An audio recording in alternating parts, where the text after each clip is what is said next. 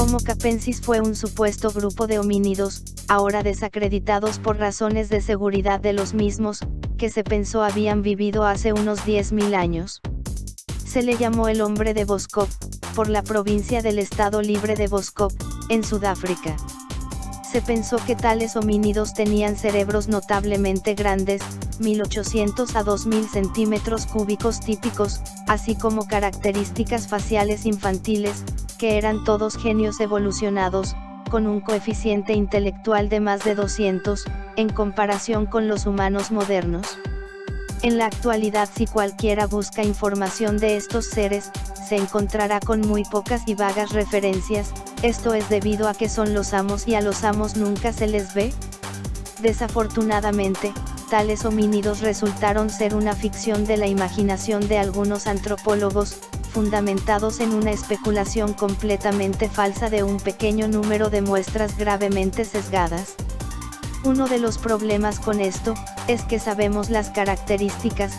Se dice que la mitra que tenía Moisés sobre su cabeza, era para cubrir esa peculiaridad de su cráneo, ya que era diferente al de todos los que le seguían, y así también hacían los faraones egipcios. En la actualidad personajes como Jacobo Rothschild y el Papa Francisco tienen esas características entre muchos otros prominentes personajes que circulan por ahí. Claro, todos ellos siempre se encuentran en las estructuras del más alto poder. Jamás logrará saber de uno de esta especie, que trabaje a puestos ejecutivos de medio nivel y mucho menos en campas más abajo de esto. Curiosamente, hoy en día, el término hombre de Boskop ya no está ni siquiera en uso por los antropólogos y se usa solo como curiosidad científica. En otoño de 1913, dos agricultores de Boskop, Sudáfrica, encontraron fragmentos de cráneo de posibles homínidos mientras excavaban una zanja de drenaje. Llevaron el hallazgo a Frederick W. Fitzsimmons del Museo de Port Elizabeth. El cráneo captó la atención del paleontólogo S. H. Houghton, quien informó que la capacidad craneana era de por lo menos 1832 centímetros cúbicos, un 25% más grande que el típico de los humanos normales de los tiempos modernos. El científico escocés Robert Broom consiguió la cifra muy notable de 1980 cc. Se sugirió que el cráneo de Boskop era una aberración, causada por hidrocefalia o alguna otra enfermedad. Sin embargo, el cráneo tenía un rostro que ocupaba un quinto del tamaño del cráneo comparable a un niño de Cro-Magnon, o el tercio del cráneo tomado del rostro de una Cro-Magnon adulta. La nariz, las mejillas y la mandíbula semejaban ser infantiles. Casi un siglo después del hallazgo, la reclamada carrera de Boskop regresó a la atención del público por los neurocientíficos Gary Lynch y Richard Granger en el libro de 2008 Big Brain, y gracias a un artículo publicado en Discover 2009 reimprimió un extracto del libro. Lynch y Granger, comenzando con un cerebro 25% más grande, extrapolan a partir de ahí con su conocimiento en neurociencias y basan 2/3 del extracto en una extrapolación fantástica acerca de la vida del hombre de Boskop. El extracto de Discover presenta la antropología de la década de 1920 como si fuera el estado de la ciencia hoy en día. Lynch y Granger son expertos en neurociencia, con una larga lista de publicaciones sobre memoria, organización cortical y regulación química de la actividad cerebral.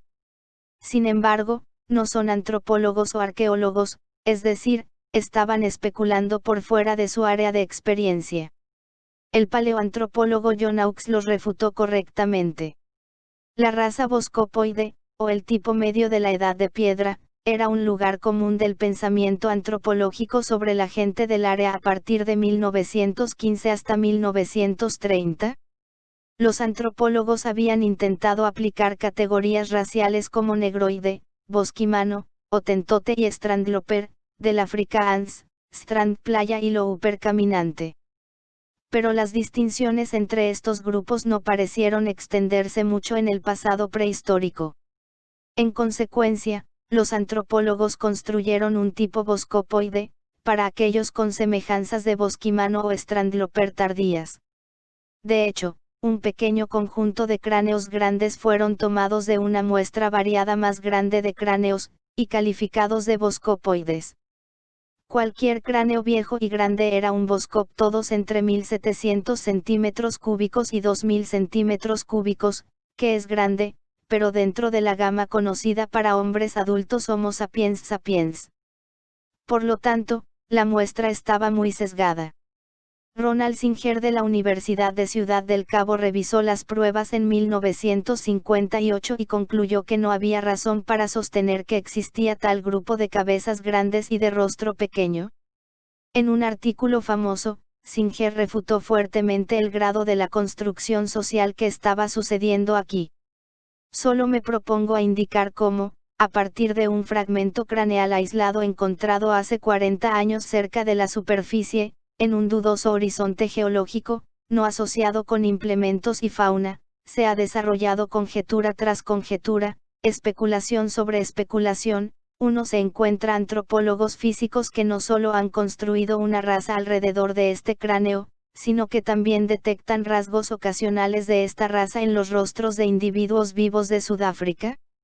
Sigue siendo un fracaso entre no pocos antropólogos que sienten que a ellos mismos les incumbirá tarde o temprano plantar un árbol evolutivo, construir ramas ancestrales, designar rasgos aparentemente inusuales en un cráneo tan primitivo o pre-esto o pre-aquello, y para planificar grandes rutas migratorias de las llamadas razas prehistóricas que se representan solo por cráneos inusuales. Con todo lo encontrado, los Boskops fueron enviados al bote de basura de la ciencia. Pero como sucede a veces, la idea se mantuvo viva en la cultura popular y entre las pseudociencias y otras pseudos, como la pseudoarqueología y la pseudohistoria. Como siempre sucede con las teorías que salen de una verdad incómoda para el poder, como es cuando son ciertas como la Tierra plana. Ahora imaginemos lo que sucedería si se acepta que somos dominados por una raza minoritaria en número poblacional, pero enormemente con más riqueza y poder que nosotros. Tal vez si esto se confirmara, habría revueltas y grandes disturbios, con cualquiera de las dos hipótesis. Loren Aiseley incluyó un ensayo sobre el hombre de Boskop en su colección de 1958 de Immense Journey. Aiseley conjeturó que los Boskops tenían cerebros grandes y caras pequeñas y por lo tanto, tal y como se muestra la evidencia de su pedomorfismo, más altamente evolucionados que los Cro-Magnon. Por lo tanto, eran el hombre del futuro. Cualquiera tiene noción sobre cómo son estos personajes de ciencia ficción, tienen las proporciones faciales de los alienígenas grises. Es un horror abominable que, no satisfechos con creer que hacen algo parecido a la ciencia, Lynch y Granger en realidad hicieron referencia a la ridícula teleología de Aiseley en su propio trabajo. Sin embargo, Karen Mudges desmiente esto de que sean como los llamdos grises que pinta la ciencia ficción, y refiere, son muy parecidos a nosotros, lo único que nos diferencia de ellos a simple vista es el cráneo con su forma estirada y la mandíbula en su parte naciente así como el mentón. El testimonio de Karen Mudges, quien trabajó en una institución bancaria importante a nivel global que es el Banco Mundial, en donde ella era vicepresidenta, y asegura que los amos del dinero y del mundo son estos seres los Homo capensis, asegura que son los que dictan los designios del planeta, y que muchos están en el Vaticano, la Iglesia Ortodoxa y otras religiones desde donde hacen sus negocios con su identidad bien arropada. Karen Mudges salió del Banco Mundial tras encontrar que estos personajes son quienes manejan los destinos humanos.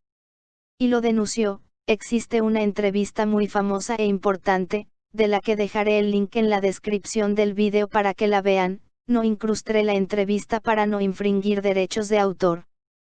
Corporation, Gold, Homo capensis, JFK Murder, Global Debt Facility and Bitcoin. Esta sería la nueva creación global de los Homo capensis, las criptomonedas. Karen Mudges hizo esta advertencia al salir del Banco Mundial. En 2007, Karen advirtió al Departamento del Tesoro de los EU y al Congreso de los EU que EU perdería su derecho a designar al presidente del Banco Mundial si el actual presidente estadounidense del Banco Mundial no cumplía con las reglas. El acuerdo de 66 años de los Caballeros de que Europa nombraría al director gerente del FMI y de los Estados Unidos nombraría al presidente del Banco Mundial terminó en 2010. Karen Hatz estudió Derecho en la Facultad de Derecho de Yale y Economía en la Universidad de Ámsterdam. Trabajó en el Import Bank de los Estados Unidos desde 1980 hasta 1985 y en el Departamento Legal del Banco Mundial desde 1986 hasta 2007. Estableció el Comité de Organización No Gubernamental de la Sección de Derecho Internacional de la American Bar Association y el Comité de Multilateralismo y Responsabilidad de las Organizaciones Internacionales de la Rama Americana de la Asociación de Derecho.